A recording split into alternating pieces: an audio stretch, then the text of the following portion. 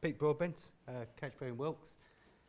I've been asked to come and talk to you about above ground thermal storage. The image there is actually from the University of Warwick. That's at the main energy centre. So those that you are here tomorrow will get to see those. There's a single store also up at Cryfield Energy Centre. Just wanted to take a few minutes and just run through, because there seems to be a lot of misunderstanding, should I say, in terms of the way thermal stores work and how they integrate. The number of times I've had people asking about how you pump it in and out of the stores and how they work hydraulically. So I was going to just take a few minutes and run through that if I can. The idea we have, obviously, with CHPs is at a period of low demand, effectively, it's the balance of flow. So if you look between the flow rate from the district and the flow rate of the pumps on whatever appliances are producing the heat, this is down as CHP. It can be heat pumps, it could be any kind of heat producing appliance. The reason I've done that is this was very much done on the University of Warwick, which is CHP, so you can change that for whatever you want. But effectively, the way the stores charge and discharge is the difference in flow between these pumps and these pumps. So if you produce more than being sent to the site, the excess goes through that balance pipe, for want of a better word, obviously a very big one, to charge the stores. Common things I see that sort of become difficult. People want to put pumps into this area, or they want to put these in parallel instead of series, so that you're trying to balance between different stores.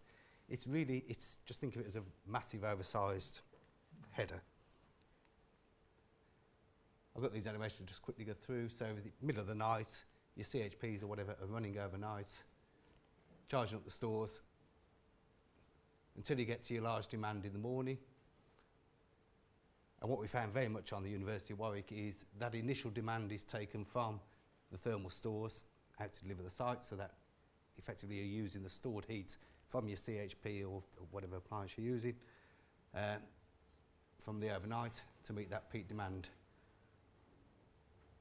And that continues, and if your controls are right and everything else is set up correctly, you will use the store to meet the vast majority of your morning demand. And what happens is by the time you get to the end of that, sort of 10 o'clock mid-morning, your demand's dropping off, you'll start to recharge your stores again. And it's getting that balance throughout the day without using the boilers. Very high demand, obviously you need to bring in your top-up boilers. Usually you find your CHP isn't doing your total load. When your stores are not going to be enough, you need to bring in the extra heat source. The simplest way is wait until the stores are so far empty you bring the boilers on. The better way is to actually predict future demand and actually bring them on proactively. And the last question, people see what happens when it actually goes wrong, if you've got a number of these boilers offline for whatever reason, or there's an excess demand. What you find is you end up with the correct flow going out to your district heat network, but you end up with it coming out under temperature, is what you effectively get.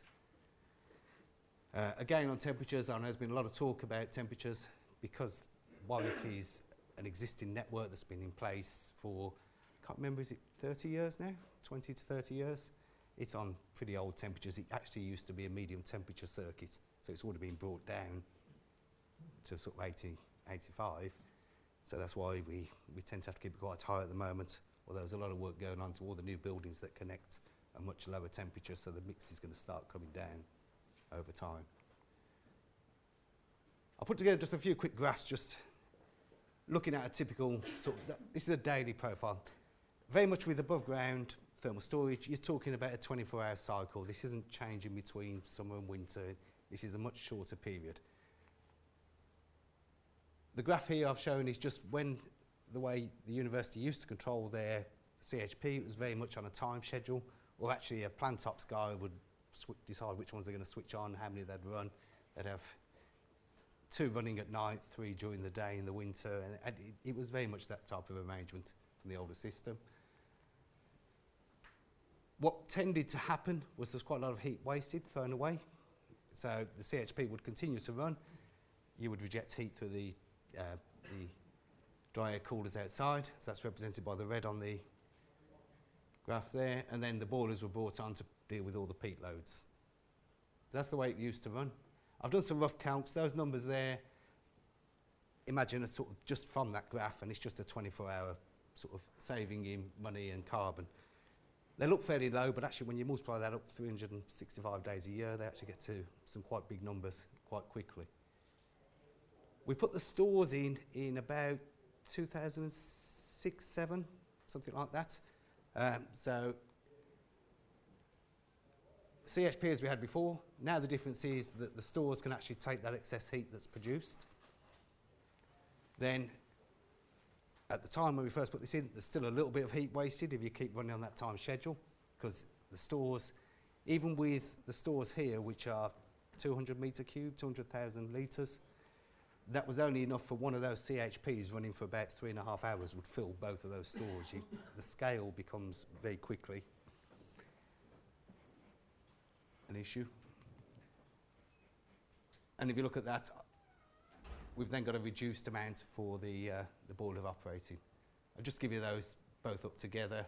You can see quite a big difference in terms of the amount of wasted heat compared to the energy to and from the stores in green, and roughly sort of £500 difference. What we then looked at, very much after we did the thermal storage itself, there's a big element of controls, and this has probably been an ongoing project. Joel mentioned it earlier in terms of how we actually control the system, and I'll take you through sort of the stages we've done on that. The main thing we found is we were looking at a proactive type of control. So we were trying to find some way of predicting the energy likely to be used on the system and then setting up the controls to do that. We came up originally with this sort of self-learning algorithm. So effectively we took historical data for the university campus. It looks at the same temperature and time period historically and then knows how much energy it's used in the past. It has a self-learning element so that if it's, as the campus grows 40% every, 3 years or every year, as it grows consistently, it will self-learn, it will start to actually fine-tune itself as it goes through. We've done further work since then, but that was the basic sort of understanding of, look at what the energy you've used in the past, use that to predict what you're going to use in the future. I've put this up, this is actually from the main BMS on the site. You can see on there that we've got, those are the thermal stores. You can see that they're stratified reasonably well in those conditions.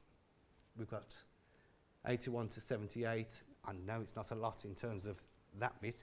What we've had historically is, because of the age of this system, there's been quite a lot of problems with the old 3-port control valves, short-circuiting in buildings, sort of getting too hot on the return temperatures and our delta T's. There's a lot of work going on with that. A lot of the short-circuiting has been taken out, but I think it's very much an ongoing process.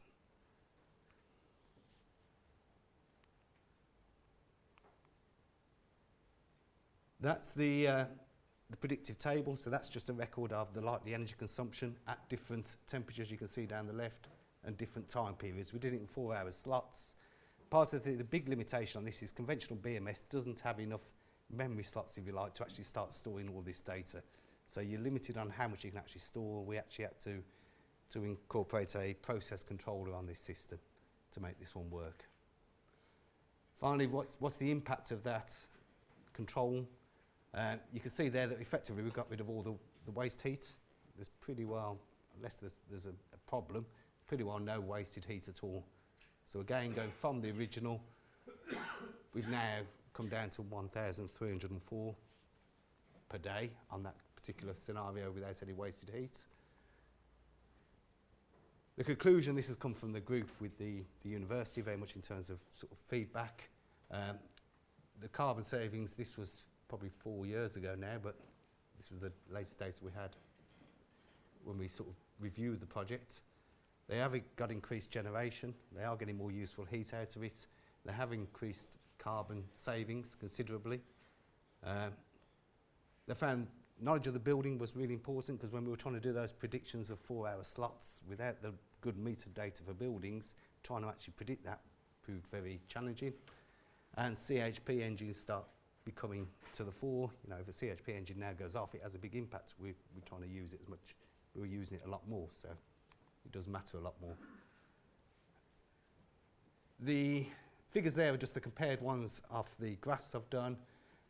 The actual, you saw that briefly, I think John and Joel brought it up, but actually based on the measured data when we did the review of this, we were actually saving £97,000 a year from the stores and the controls that went in, and it was 770 tonnes of carbon in that same period. So it was making a big impact. The scheme itself paid for itself in, I think it was less than 3 years in terms of putting the thermal stores in. So it made a real big impact, certainly on the university.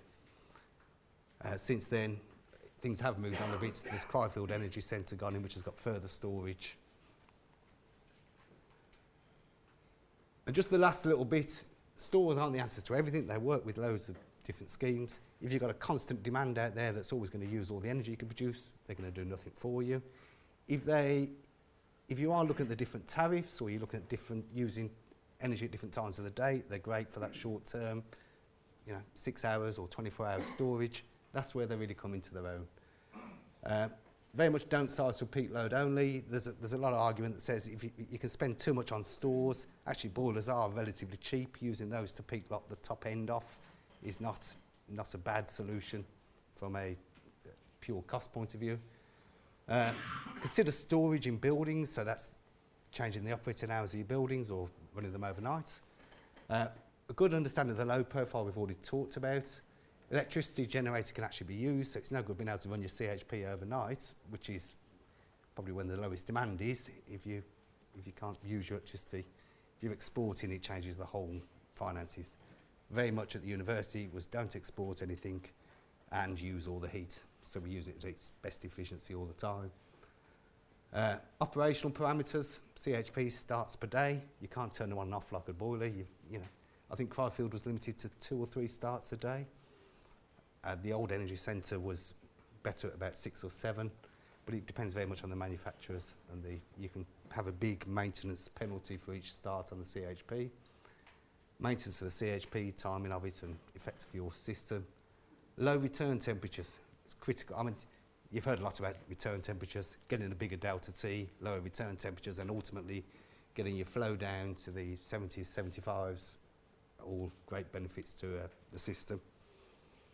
If you can get a big delta T, literally going from a 20 degrees to a 40 degrees delta T would double the energy capacity of your stores. You've just doubled the amount they can do. So it does follow exactly the same. And controls are really important.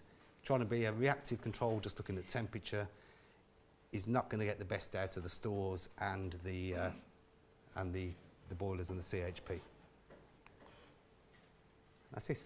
Thank you.